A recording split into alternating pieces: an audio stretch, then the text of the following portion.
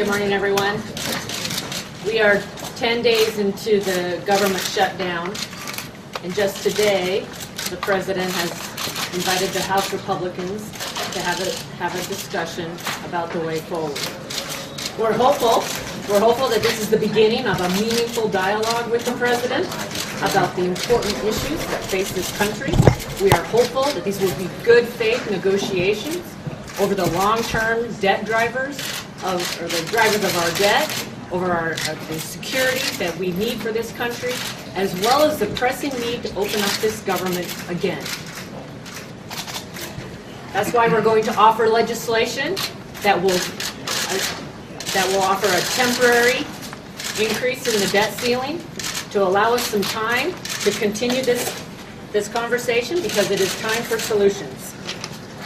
The Democrats' unwillingness to have this conversation has actually resulted in a delay and an ongoing government shutdown, and it's hurting the American people. It's gone on too long. We hope that the President will choose negotiation over crisis, leadership over inaction, and dialogue over silence. It's time to solve our problems. You know, the President is fond of saying that no one gets everything they want in a negotiation. And frankly, I agree with that. Nobody gets everything they want. But over the course of the last 10 days, we've been trying to have conversations with our Democrat colleagues. They don't want to talk. The President doesn't want to talk. We've tried to offer bills that would reopen parts of the government, only to have them rejected by our counterparts over the United States Senate. So what we want to do is offer the President today the ability to move a temporary increase in the debt ceiling, in agreement to go to conference on the budget, for his willingness to sit down and discuss with us a way forward to reopen the government and to start to deal with America's pressing problems. It's time for leadership. It's time for these negotiations and this conversation to begin.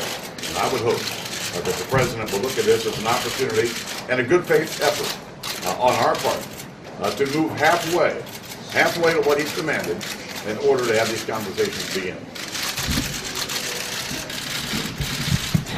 The American people expect both sides to sit down and work out their differences when you're operating in divided government. So I'm pleased today that we've had an invitation from the White House to actually begin to do that. And, you know, we have seen now for 10 days a government shutdown. It's not what we asked for. It is what was the result of the two parties not being able to sit down and talk. And there is very little time left. We cannot waste any more time. What we have discussed at the conference is a temporary extension of the debt ceiling in exchange for a real commitment by this President and the Senate Majority Leader to sit down and talk about the pressing problems that are facing all the American people. And that includes a broad array of issues. And we look forward to that happening. And if you look throughout history, presidents who have governed in a divided government have all sat down and talked with the other side. It's about time this is happening. I'm very hopeful for today. This is something that Republicans have been waiting quite some time for. We never wanted to shut down. That's why our very last bill said, let's go to conference. So that door has always been open, and we're thankful that the President is willing to talk today. We're coming there with an idea of working together. We're coming there to find common ground. To find common ground that will deal with these economic drivers that harm the economy. The drivers that continue to add debt. So when we make an offer today for a temporary extension, we're looking for a structure that puts us on a path to get a budget, to take care of the debt, and move this economy in a stronger position and have all Americans win. A little common sense for the rest of the country. All right, I'll take a couple of questions. Mr. Speaker, now that you're undertaking this plan on the debt ceiling, what do you need in order to reopen the full government? That's the conversation we're going to have with the President today. I don't want to put anything on the table. I don't want to take anything off the table. That's why we want to have this conversation.